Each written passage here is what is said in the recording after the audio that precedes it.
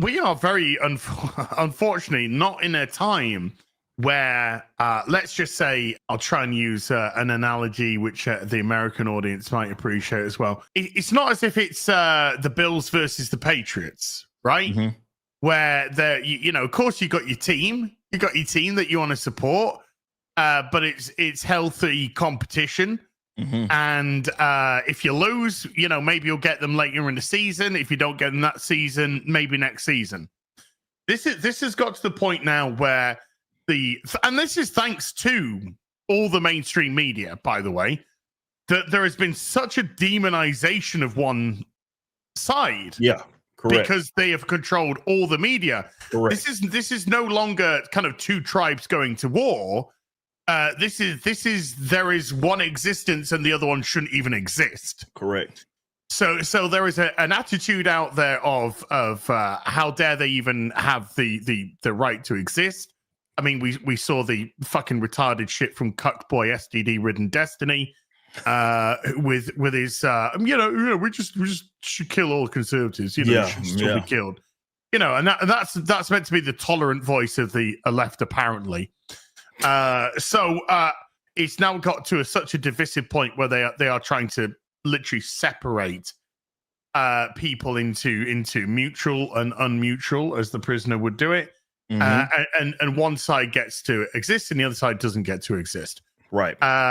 There's a lovely lady. She's called Rachel Zegler.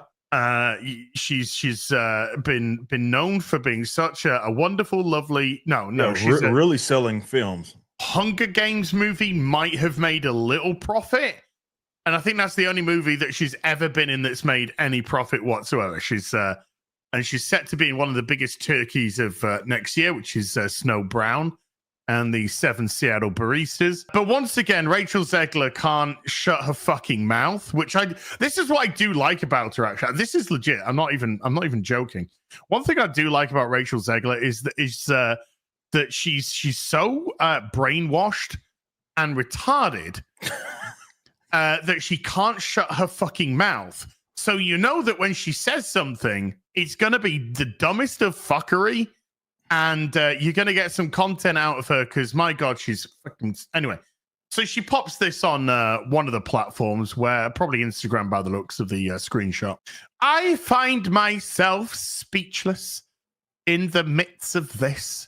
Another 4 years of hatred leaning us towards a world I do not want to live in. Well, Rachel, I'm just going to say this. Nobody's stopping you. Leaning us towards a world that will be hard to raise my daughter in. What if you have a son? What if you have a son? Yeah. Why did you say child? She's not pregnant. Why did you say my child? Leaning us towards a world that will force her to have a baby she doesn't want. Well, abortion isn't contraception, okay? Oh, it's not. Like, we talked about this last week, that is the one issue that you can't even say that's the hill that they are dying on, because the only place a person's dying is the damn child. Unfortunately, they tie rights to that one thing. Like, that's it. So therefore, you cannot freely, up to 24 fucking weeks, kill a child, right? And therefore, you're being suppressed as an individual, and therefore it's difficult to, as if there's no alternative, as if that's the only way to live, whereas if you're just constantly having fucking abortions. It's just such a bizarre thing, and they tie everything, their entire existence, right, is as a females, which, again, good luck for them defining that, because it doesn't seem that they're able to do that. But their whole, I guess, womanhood is tied to the ability to kill their children. That's fucking crazy. It is, I think, to your point, they treat it like it's actual contraception, which is insane. Leaning us towards a world that is fearful. It's not. It's a wonderful place. All you have to do is go outside. It's crazy. I shouldn't be this shocked, but I am. I am heartbroken for my friends who awoke in fear this morning by a packet of condoms. And I'm here with you to cry, to yell, to hug, shave your head, to wax poetic, oh God, on how the left continues to fail us in forging a new path. that's my question. What does a new path forward look like to them? Is that truly it? Rachel Zegler, unlimited fucking abortions under any circumstance. This loss should not have been, and it certainly should not have been by so many votes. They feel like they have a monopoly on like righteousness, right? Isn't even Amanda? Sorry, I'm getting my Amanda Stenbergs and my Rachel Zeglers confused right now. Isn't Rachel Zegler herself though just saying right now that there was a big loss? It was a huge loss. Yeah, it was. When you look at the electoral votes, I think Trump ended on 312. They thought that they were because that's why they were against the electoral college for a while there, is because they could lean back on the popular vote, but they lost that shit too. They lost that as well.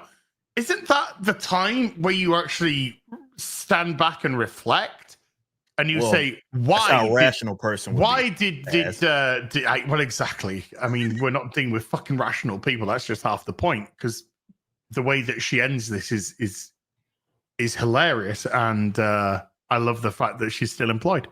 But this is one of those times where you should take a bit of reflection and stand back and go, right, okay, so why? That's when you open up dialogue. That's when you open up dialogue and you start to try and understand, and that's when you start to find your commonalities. But that's they don't want commonalities; they want capitulation. There is no self-reflection. There's no self-awareness. There's no, hey, are we the baddies? They don't have that conversation with themselves. It's everybody else was wrong. Yes. And we failed them in the future that they wanted us to have. And it's not, maybe people don't want that future. Maybe that's worse off. Maybe you are the ones that are incorrect. It doesn't even like, they don't process that at all. It's something else is wrong. Everybody else is wrong. But let's just end Rachel's little diatribe. I echo Ethel Kane's statement more than anything. May Trump supporters and Trump voters and Trump himself never know peace. But ladies and gentlemen, the tolerant left. I mean, this is a prime example of, if you want to understand why the movie star doesn't exist, why entertainers don't have the mass appeal and everything even more. Look at this. This is a prime example of what I've been talking about over the last basically decade. In that once upon a time, especially with political positions, you had, they would especially under the advice of their own like advisors and publicists, they usually stayed away from these types of issues, or it was buried in some like magazine that nobody was reading, right? And now it's different. It's far more front facing. You will post on your own Instagram for everybody to see, right? And because everybody has their faces kind of glued to their phones, they see all of that, right? And these mini computers, right? They see all of that. So the mystique got completely removed, and now we know. And look, you can say for better or for worse. I say for better because, hell, I'd rather know who these people actually are anyway.